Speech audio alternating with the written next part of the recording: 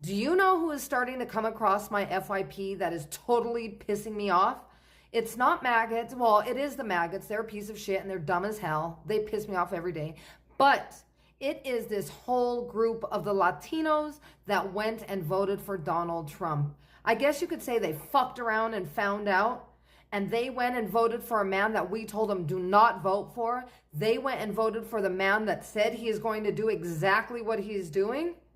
Look, they don't regret voting for Trump, and they never will. The only thing that they will ever regret is that Trump hurt them the same way he's hurting everyone else. Of course I know Trump voters regret voting for the most productive president in our lifetime.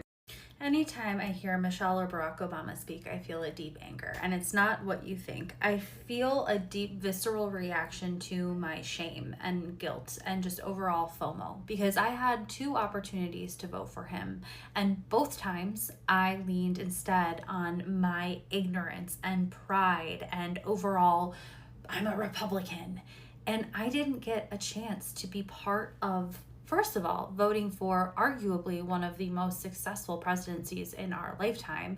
Second of all, just the collective effervescence, the hope, and overall just goodness that they stood for. I want to start with the results out of Dearborn and what Donald Trump's win means for Arab American voters there and around Michigan. What's your biggest takeaway from that? For many of the Arab Americans in Dearborn, Dearborn Heights, and Hamtramck, it was not so much a pro-Trump vote, but really an anti-Biden-Harris administration vote. We heard that anecdotally, and I think that that is borne out in the numbers too. But I think looking forward, Trump voters are already crashing hard after realizing their fatal mistake of voting for Donald Trump. Now here we are almost 2 weeks out from Election Day, and some are finding themselves in panic mode, saddled with regret as they realize that Trump is already screwing them over and that it is going to get worse. I think a lot of you guys that voted for Trump and are now regretting it or changed their minds, whatever, a lot of y'all keep defending him because you would much rather act like you didn't do anything wrong instead of owning up to it and saying, you know what, I made a mistake, I messed up, I wasn't doing my research, or I was lied to, I felt blinded, whatever it is. Instead of coming on here and saying that, you would much rather keep defending this man because it's what's gonna make you feel less guilty. It's gonna make you feel like what you're standing up for is the right thing, when in reality you know that it's not, and you know that you messed up.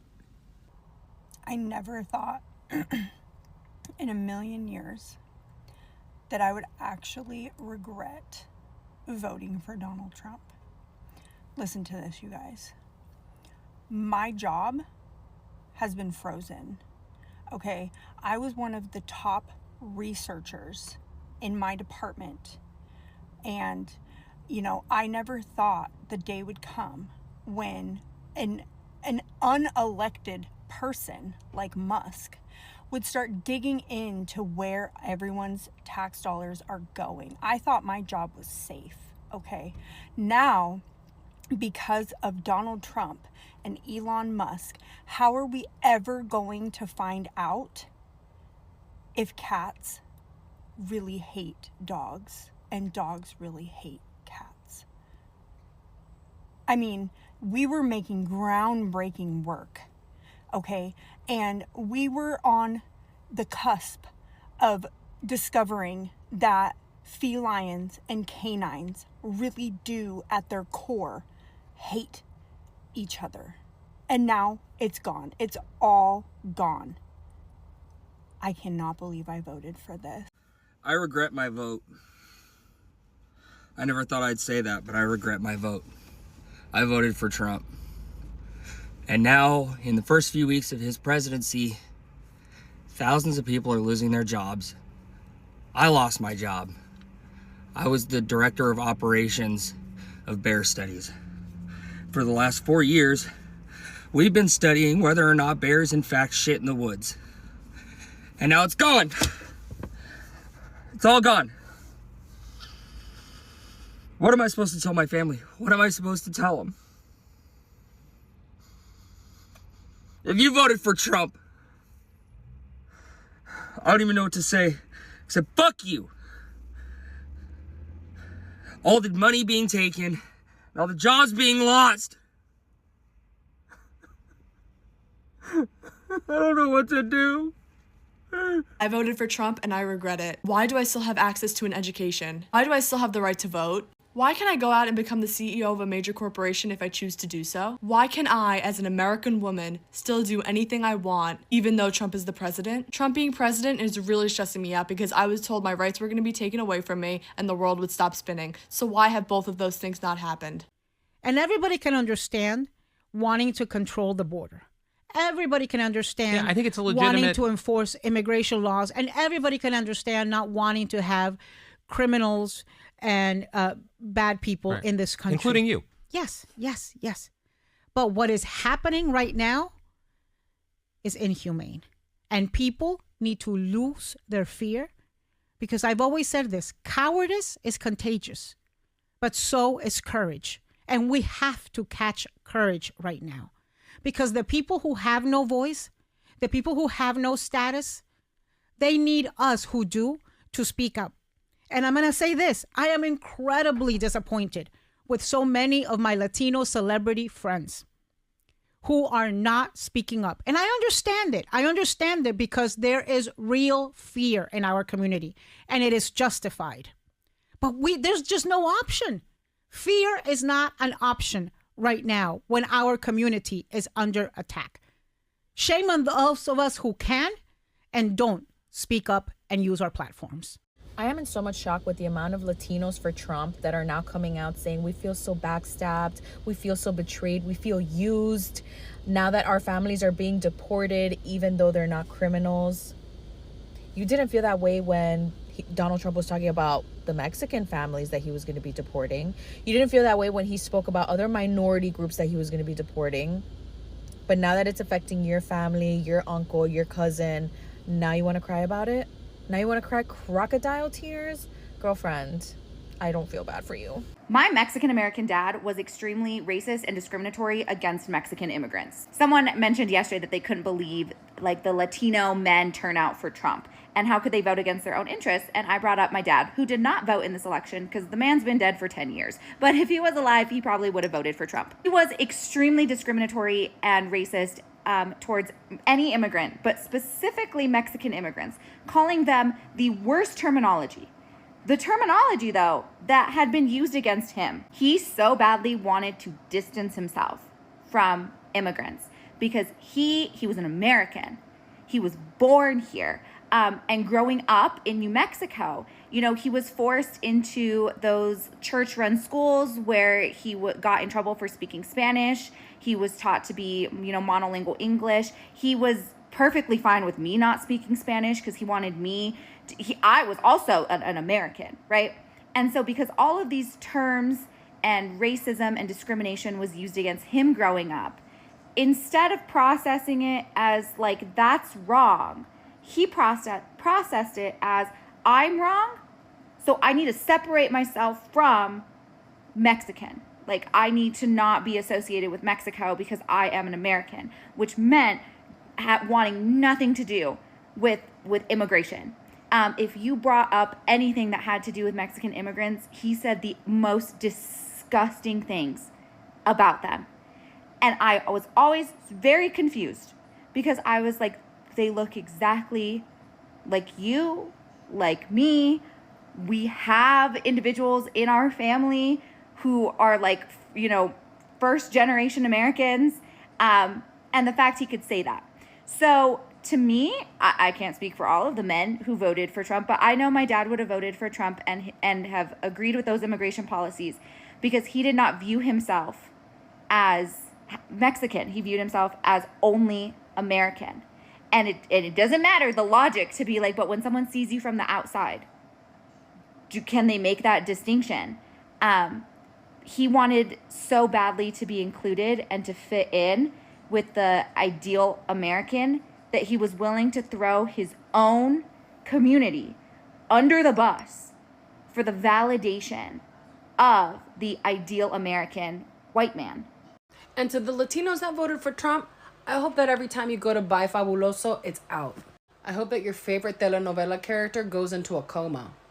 I hope that your tacos break apart as soon as you try to go lift them. You're like, ah, ugh. I hope the last person that used your tapatio closed it a little too hard so it's difficult for you to open it. I hope your Boost mobile data plan expires right when you're about to send some misinformation in WhatsApp.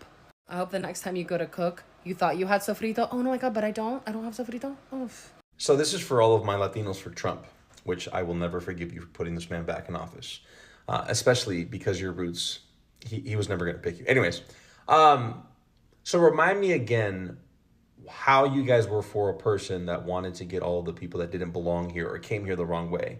Why are we trying to fly back white South Africans?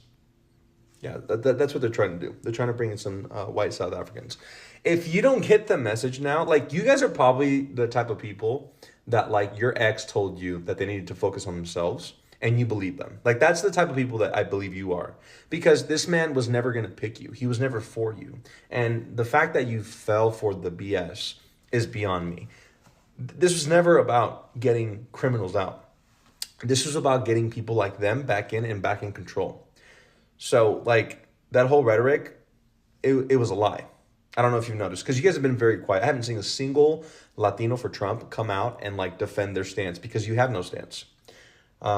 They want us out. We are the target, okay? And you were complicit in getting this man back into power. But it's fine. Like, we'll have a whole therapy session about it. But yeah, it's very clear what they're trying to do. And you know what? Like, you can still, like, make amends, but you have to start standing up. Like, you have to start speaking up. Just like you were so loud to defend this man, like, we need you now to step up and get united with us and back our community up and step up, because it's getting more radical out here. And they're only doing it step by step. They were never going to come out like in, like, you know, Star Wars Death Troopers style. No, they were going to do it piece by piece, and it's getting worse. So we need all the help that we can get, and you guys need to make this right. I'm seeing some misplaced anger from some Latino people coming out saying, oh, black people, you need to be out there with us, front line, standing with us in solidarity. We did. We stood with y'all in that voting booth. Black people voted in solidarity against that man. I'm not saying this is not our fight. What I am saying, we stood up for y'all when y'all didn't stand up for yourselves. Matter of fact, let me show you something right quick. This is from American Society, Council of Americas, who got their data from the Associated Press, as you can see right here. 42% Latino voters cast a ballot for Donald Trump. Y'all are house divided. Now, to compare, 81% of black folks voted for Kamala Harris. Actively voted against this, what's happening right now. So I'm not saying don't be upset, but maybe direct it towards your own kinfolk, your own skinfolk first. Because we stood with y'all in that booth. If you have lost quote unquote friends due to your political beliefs, then, well, were they truly friends to begin with? Now, this may not be an easy thing to hear, but it is necessary to understand. If an individual is only able to love you based upon your aligned beliefs, if they can only tolerate your presence so long as you are in complete agreement with what they believe, they are not your friend. I don't care how long they've been around. I don't care what you may have gone through in the past. If that individual is too immature to have a reciprocity of love, regardless of what the belief systems may be of either individual, there is no friendship there. True and genuine friendship is based off of the goodwill of one another. You hold the best regard for the other no matter what. And so if you find yourself in a place where you are losing these so-called friends, I promise you this is a blessing, oftentimes in disguise, but you are finally getting to see the true colors of the people around you. And in this life, the people you surround yourself with are going to be the greatest impactors of the trajectory of your life. So if you're surrounded by people who are filled with hate in their heart, that's going to be the trajectory that you will be pulled towards. But instead of those people are shed from your life, this is a blessing that will allow you to purify where you stand and to move in direct alignment with the things that are absolutely best for you, the things that you are called to do from the spirit and into the flesh. And so, if you are that person right now sitting at home feeling lonely, thinking to yourself, when is this person going to come back? They may have very well been a seasonal character in your life, and that's okay. Lloyd, what's the message? Jesus died on that cross so we could live, and this is not living. Amen. I respect that.